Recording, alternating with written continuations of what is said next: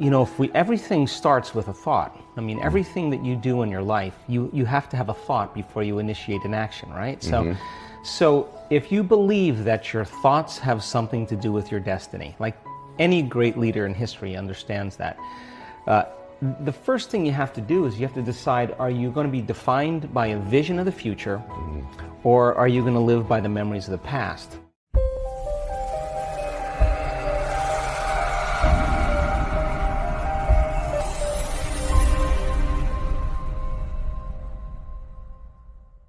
Hello good vibers, so you're wondering what's the secret? Only 1% of the people are holding the majority of wealth and they're really successful, and you would like to know what they did to get there. They look like you and I, they doesn't seem to behave or do things in that big degree differently than you and I, and still, somehow they are managing to get it all. Are they destined to have all that wealth? Of course not. It is true, they know one thing that 99% of the population doesn't, and Dr. Joe Dispenza will tell us what it is. Don't forget to subscribe and leave us your opinion in the comment section. Enjoy Joe Dispenza. Some people would rather cling to the familiar than take a chance in possibility. So for most people then they say, well, I don't really see how my thoughts have anything to do with my destiny. Well, that's because 95% of those thoughts are subconscious programs, right? So you're not even conscious that you think those thoughts. So the first step to change is starting to think about what you've been thinking about and change it. And then when you begin to observe those thoughts, you're no longer the program, you're the consciousness. So most people though, when you do that, when you decide to really take a look, it's like lighting a match in a dark place. So you feel uncomfortable. So it's easier to turn on your TV, it's easier to play with your cell phone, to distract yourself from those feelings. Well, when you understand that change really requires becoming uncomfortable to a certain degree, and that's normal, that you're leaving the known and you're stepping into the unknown, then it begs the question, what thoughts do you want to fire and wire in your brain? Because your attention on those thoughts begins to reorganize circuitry, remold the brain. Because you do this really well. Because most people are waiting for their life to change. So they can feel gratitude, to feel abundance, to feel whole. You know, that's the old model of cause and effect, you know. So if you're living with emptiness, you're living with lack, you're living with pain, most people have been conditioned that something out there has to take away this emptiness or feeling inside of them. But if you believe that you're creating your life and you're living by lack, well, lack isn't going to create abundance, right? So then it makes sense then that you don't really actually create wealth, you generate wealth, you generate abundance. So the moment you start teaching your body emotionally what that future is going to feel like before it's made manifest, well, your body is the unconscious mind, believes it's living in that future in the present moment. Now, it's a scientific fact that it's the environment that signals the gene, okay? The end product from an experience in the environment is an emotion. So when you begin to embrace an elevated emotion, you're beginning to signal the gene ahead of the environment. What's the importance of that? Well, genes make proteins, and proteins are responsible for the structure and the function of your body. And the expression of proteins is the expression of life. So by you creating an elevated emotion and teaching your body what that future will feel like before it's made manifest, your body's starting to live in that future reality in the present moment. Now here's the key. If you were able to become familiar with gratitude, become familiar with wholeness, become familiar with abundance, to become familiar with freedom, and you're able to generate those chemicals every single day, more than likely you would be walking around feeling like your future has already happened, and you would no longer be looking for it to happen. You would already feel like it has happened. Now, what is the importance of that? Well, you're literally becoming somebody else. So you're leaving your lack, you're leaving your guilt, you're leaving your emptiness behind. So your personality, literally, Ed, is made up of how you think, how you act, and how you feel. And how you think, how you act, and how you feel is your personality, and your personality is intimately connected to your personal reality, your life. So then if you want to change your life, your personal reality, you got to change your personality. And here we go again. You got to start becoming conscious of your unconscious thoughts. You got to start noticing how you act, how you speak. You got to pay attention to how you're feeling. Some people would live in guilt their whole entire life and don't even know it's guilt because at least it feels like them.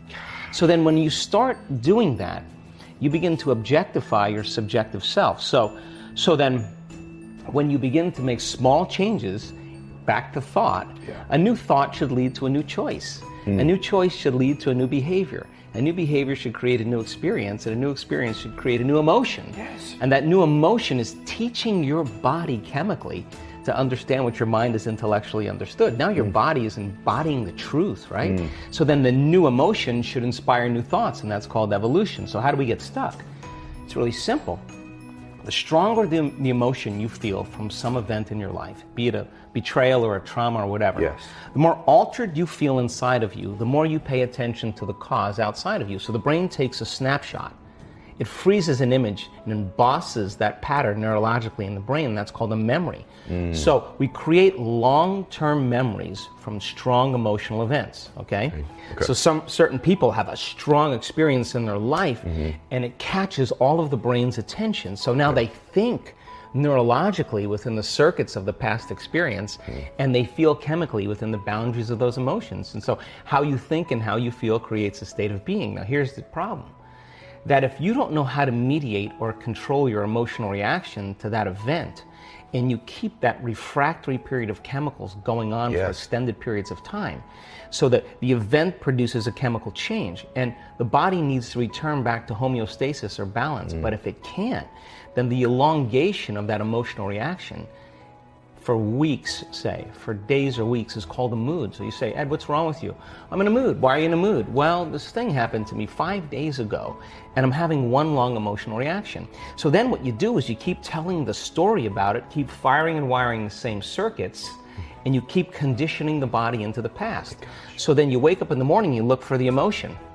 So then now, all of a sudden, you keep it lingering for weeks or months. That's called the temperament. Well, why is he so angry? I don't know. Let's ask him. Why are you so angry? Well, this thing happened to me 8 months ago. I'm having one long emotional reaction. I'm memorizing my emotions. You keep it going on for years on end. That's called a personality trait. So then a person then is memorizing themselves by living in the past. And so then you say to them, well, tell me the story. Now, the latest research on memory says that 50% of what we talk about in our past isn't even the truth. So we make stuff up about the past. In other words, people are reliving a life that they didn't even have just to reaffirm that they can't change, right?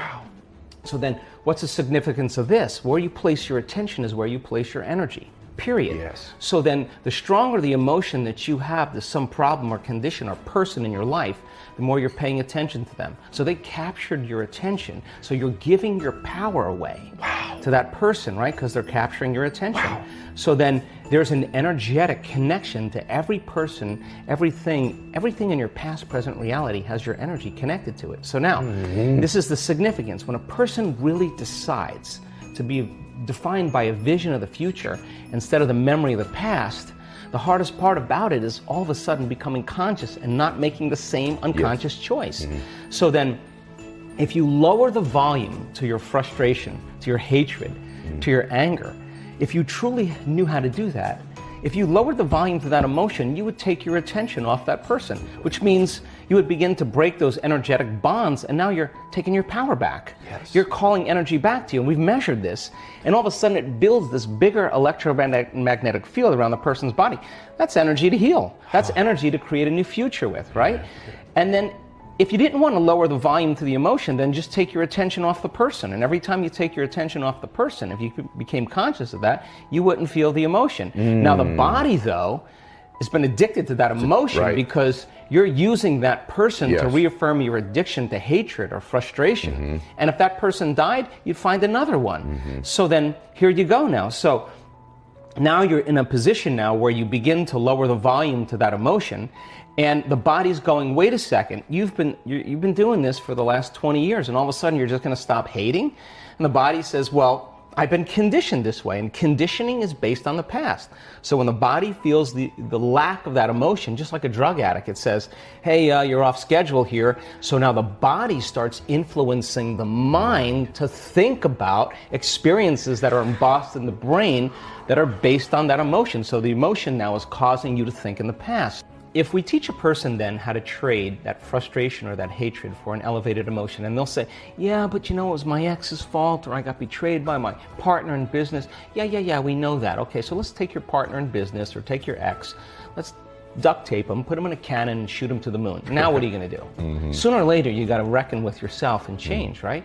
So then, teach a person then how to trade that emotion for an elevated emotion. Now, trade the emotion for an elevated emotion. Right. So you're going to give that up, and you're going to practice feeling gratitude, as an example. Yes. And the person says, well, I can't feel gratitude. And I say, absolutely you can, because you don't practice feeling it. You practice spending most of your time feeling hatred and frustration. So now it's going to take a little time to cause that heart of you to bloom, or your heart of yours to bloom. So now, the person who's now living in that future known reality, how are they going to change?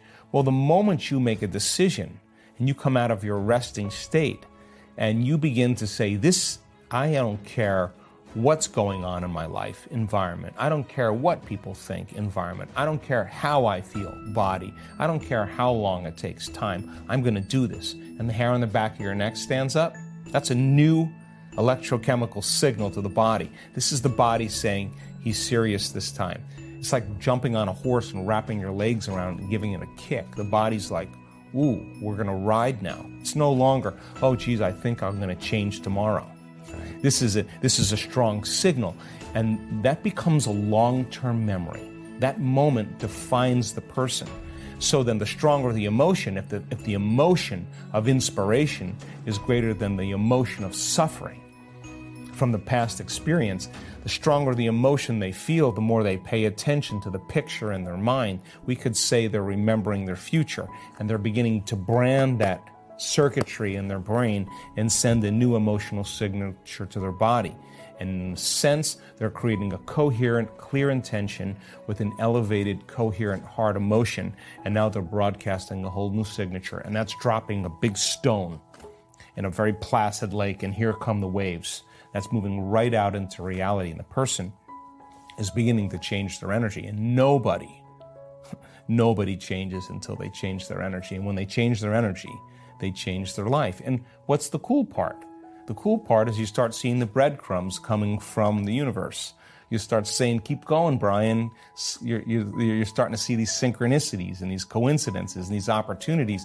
And people say, I'm not doing anything. Well, of course you're not doing anything like in the same way you've done everything. You're changing your energy, and now it could be that simple. In the present moment, you start seeing feedback coming into your world. I think that's what people want. And you could have a master's or a doctorate degree. You could have a high school education. You could be overweight. You could be underweight. You could be sick. You could be healthy. You could be young. You could be old.